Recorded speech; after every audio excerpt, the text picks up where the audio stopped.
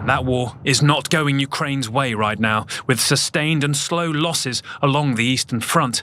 Perhaps a reason for the stark and significant policy change from the White House Sunday. Sources telling CNN that the US President Joe Biden has finally given Ukraine the go-ahead to use long-range American weapons to strike inside Russia. Today there's a lot of talk in the media about us receiving permission for respective actions. But strikes are not carried out with words. Such things are not announced. Missiles will speak for themselves. Ominous message from the leader of Ukraine, Volodymyr Zelensky. Now, President Joe Biden is now allowing Ukraine to use serious offensive weaponry, including long-range missiles made by the United States to attack Russia for the first time. So here's more on the specific weapons that the US will be supplying Ukraine and why this is such a big deal.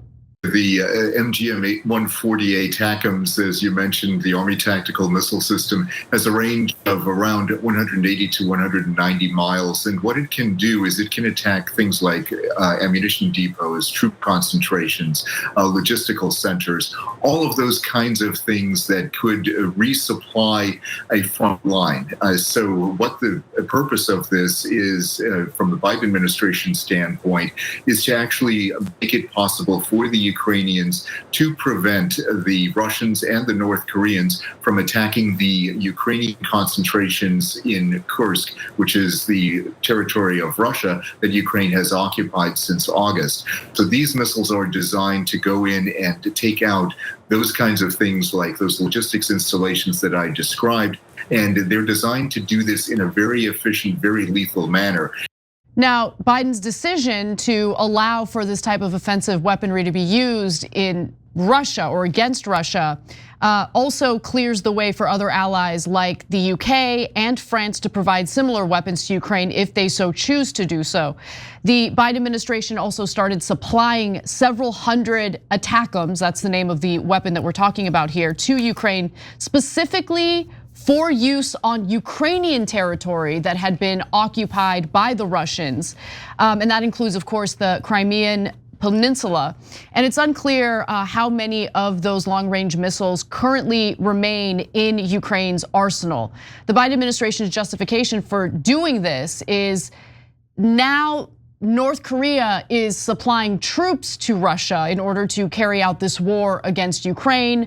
They've allegedly deployed 10,000 North Korean troops. American officials said the missiles were likely to be deployed, at least initially, against combined Russian and North Korean troops in territory Ukraine has captured in the Kursk region of southern Russia.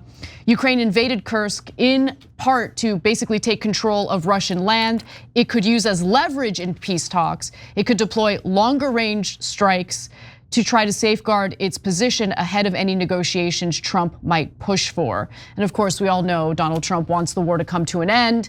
And so they see Kursk as their bargaining chip in possible peace negotiations. Yeah, so there's a couple of reasons why they might do this. So one is the one that is being officially put forward here. You know, it'll gain us some leverage in our negotiations. It's plausible, but it could also massively escalate things. So that's also plausible. I'm gonna come back to that in a second. I saw another explanation, which I thought to be hilarious, that, well, maybe this could cause the Russians to retreat before Trump comes in. No, that's not gonna happen. That's a ridiculous proposition. Well, look, put Trump aside. Russia's winning the war. They now have occupied a fifth of Ukraine. They have made slow and steady gains throughout this war. There are civilians in Ukraine who do not want to fight this war and they're being forced to fight it. I mean, Boris Johnson meeting with Volodymyr Zelensky and discouraging him early on in the war from engaging in peace negotiations was the biggest mistake imaginable. Yes. So the West pushed Zelensky further in a war. They pushed Eastern Europe further in a war. But by the way, if you're a right winger, being pro-Russia is not an anti-war position. They started the war. You can't be anti-war if you start a war. So look, there's plenty of blame on all sides. Russia deserves a great lion's share of the blame for doing the actual invasion in the first place, killing all those people, etc. Now, that's not the question. The question is, what are we going to do now, right? So what is most likely is that when Trump comes in, he's going to force them into a settlement by threatening to take away all their funding and weapons, in which case they would be screwed. So, but now the problem is that Russia already knows that, right? So what is most likely going to happen is that Russia is going to keep about 20%, maybe, whatever the percentage is of Ukraine. So their invasion is going to be partly rewarded, and that sucks, and I hate it, but that is the most likely outcome. Now, there's another possible reason why Biden ordered these missiles, allowed the missiles to strike inside Russia, which is further escalation. And why would escalation help? Well, it wouldn't help us, it wouldn't help the Russians or the Ukrainians, but it would help the military-industrial complex. And they would love to dig us further into this war so that it's harder to get out later. And so look, I get the price of getting out, which is that you lose a piece of Ukraine and you encourage Putin, because that's a second country, third time, second country he's gone in somewhere, grabbed land and gotten away with it. By the way, it also encourages Netanyahu, who now looks at Putin and goes, hey, apparently you could just steal people's land. So we always wanted Gaza and West Bank. Maybe we'll go steal that, and Trump's gonna let us steal that too, right?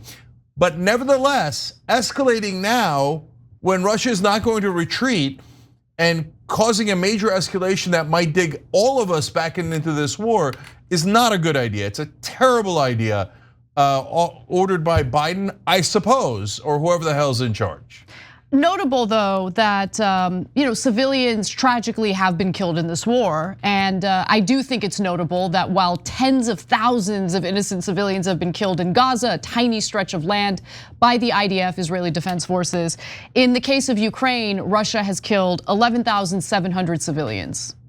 But Russia, public enemy number one, according to the United States government. The Israeli government, doesn't matter how many innocent civilians they kill in Gaza or the West Bank or in Lebanon, we're gonna back them no matter what, regardless of what administration or which political party is in charge in this country. That's the reality of the situation. Just a side note on that.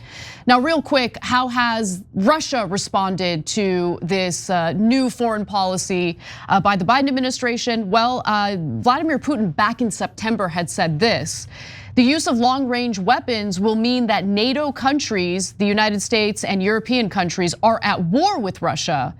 And if this is the case, then bearing in mind the change in the essence of the conflict, we will make appropriate decisions in response to the threats that will be posed to us. And so that was in September. Now that the decision has been made by Biden, Putin and the Russian government is saying we will respond, and the response will be tangible, basically continuing on with their threats. The Biden administration, again, justifying this because they claim, well, this is a new front in the war. We're now dealing with North Korea's involvement in supporting Russia. And what's also— So what? Why does that make a difference? I don't think it does. Oh, Russia is being more aggressive. They were already plenty aggressive. They invaded the country and took giant amount of land. Bring in North Koreans, so what? I don't, they're just looking for any excuse to make the war bigger and worse. So one of our members, Preston Parks, wrote in, Biden locking in his pro-war legacy. That's right. He's gonna be known as the guy who authorized the Iraq war, who authorized Israel to kill anyone they like, take any land they like. Now saying to Ukraine, maybe you start a giant war with Russia. By the way, and Anna's right, it's not just this needlessly step that takes it much greater escalation, but also in the beginning, we told Russia that we would not encroach on Eastern Europe. And we did that when the Soviet Union was falling apart to assure them. We assured, among other people, Putin that we wouldn't. And then we encroached and we encroached and we encroached and we got next to his grandmother's house.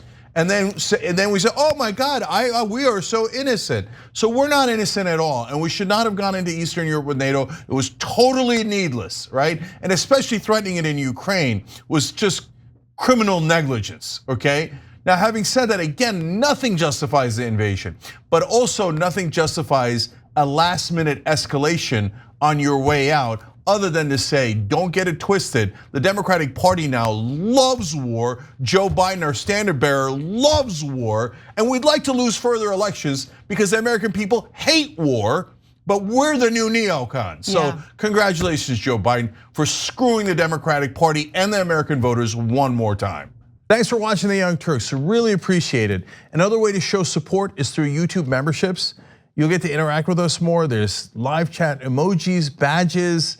You've got emojis of me, Anna, John, JR, so those are super fun. But you also get playback of our exclusive member-only shows and specials right after they air. So all of that, all you gotta do is click that join button right underneath the video. Thank you.